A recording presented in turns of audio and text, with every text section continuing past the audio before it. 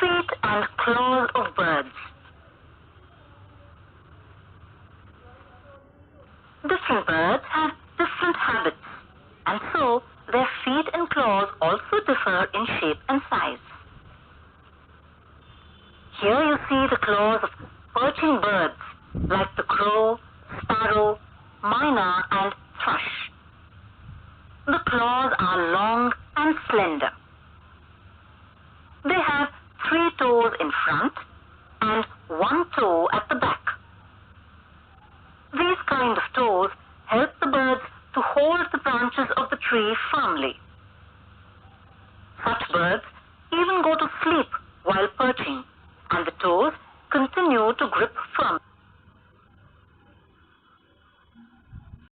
Climbing birds like the parrot and woodpecker have 2 toes pointing upwards and 2 downwards. Climbing birds can cling to the bark of trees.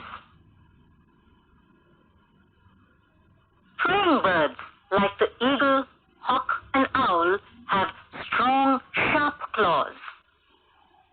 These claws help them catch and hold their prey firmly and then carry it away. At times, you can see an eagle or a hawk flying high up in the air carrying its prey. Running or scratching birds like the hen use their claws to scratch the earth for seeds and worms. These birds have 3 long toes in front and a short hind toe higher up on the leg.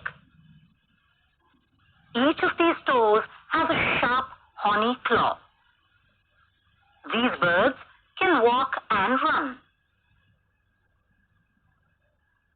Paddy birds and cranes have thin, long, and graceful legs with wide spreading toes. They are known as wading birds. These spreading toes keep the feet from sinking in the mud. Their long legs help them to move about in water, and hence their feathers do not get wet.